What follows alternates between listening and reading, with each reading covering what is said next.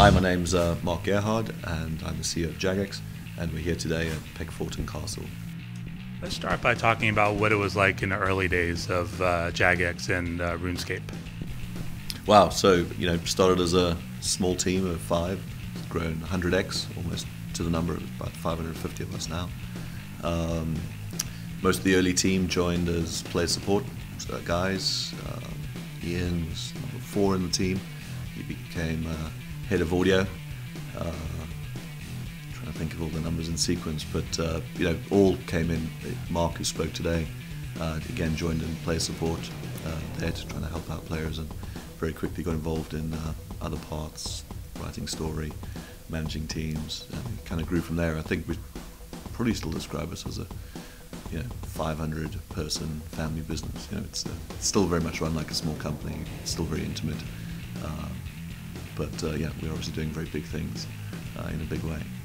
Where did the original idea for Runescape come from? So it really comes from the text-based mods, wanting to do them in 3D, and kind of went from there, infused with a little bit of Monkey Island adventure, and Runescape was born, but with a medieval fantasy twist. Arthurian Knights meets a Tolkien-esque adventure. What did you guys look at when it came to the freemium free-to-play space? You were very early into that space. What did you like about it back then? What did you see in it? It was a complete accident, actually. It was completely free. You remember, these were the .com days, so we were all going to get rich selling adverts, and the bubble burst, and there was no more income from adverts, and the team fanatically, what do we do now? And it was like, well, maybe just a few people will pay, premium VIP service for extra content, extra skills, and the rest was a runaway success. That was the smartest thing we did, also probably the most accidental thing we ever did. What are your thoughts about how we've seen that freemium free-to-play space evolve over the last, really since RuneScape came out? Well, yeah, it's gone. Wow, I mean, it's gone full circle almost. I mean, RuneScape's unique in that it still has the free game is truly free, and it's just it's a subsection of the game, but it's still got tens of thousands of hours of gameplay. So you don't ever finish and then need more and become a member.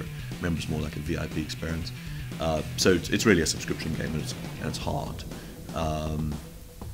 It's very interesting. I mean, we've introduced micropayments into RuneScape probably a year ago now, and that's been well received, but very light, kind of player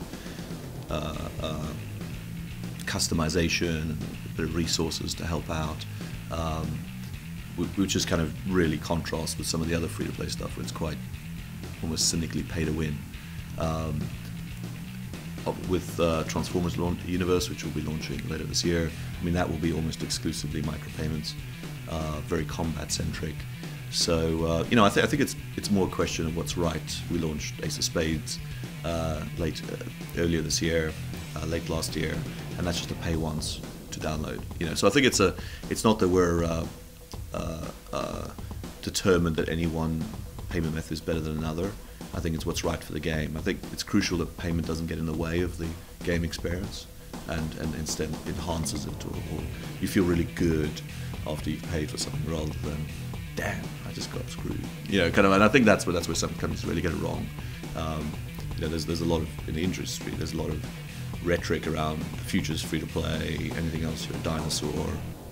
We've seen a lot of big games go that way, but it's more, I would say, a result of commercial failures, desperation, than a strategic decision saying this is how the game is meant to be played. Where you do have games that have been made that way from the ground up, they've been incredibly successful, and you can clearly generate higher revenues per user on that type of model. But we've been less, perhaps, analytical in our approach there. I think we've started with what's fun. Profit, everything else is a side effect of a great game. Let's get the game right, let's get the fun right, and then let's think about how we monetize that. So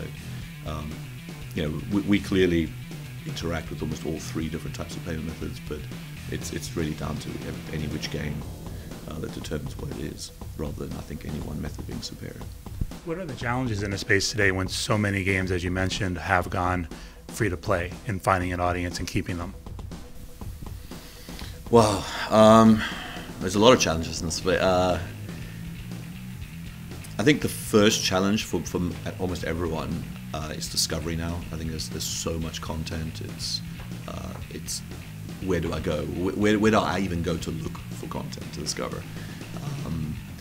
With the launch of so many titles, big marketing spends on stuff, the cost of acquisition goes up something like 60% year on year. So, you know, I challenge you to find someone who's actually got a redemptive funnel, who's able to spend $1 and get $1.10 back or something like that. I think a lot of people are just spending money now, and it's lost leaders, and that's not sustainable. That's no way to run a business. I think it's very short term, and I think we're also seeing the casualties of that now.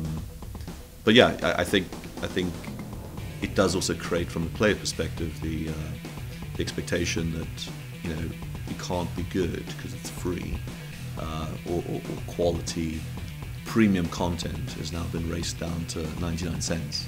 You know, and I think that's a problem for all entertainment, be it film or music or anything else, right? It says everything's worth 99 cents no matter what it costs to produce.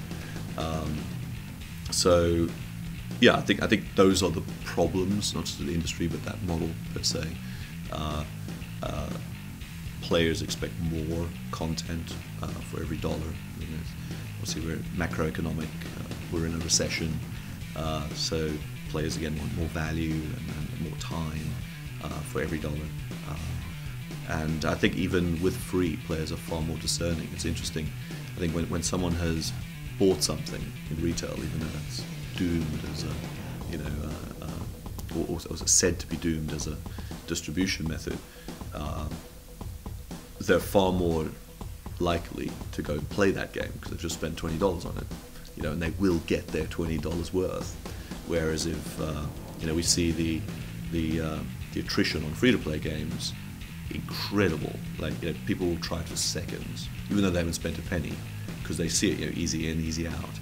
And I think, you know, these are some of the underlying issues or symptoms of those games too that probably hasn't necessarily been well contemplated within the industry. And people think it's a panacea that solves all, but I think it comes with some of the real problems that people are starting to see, that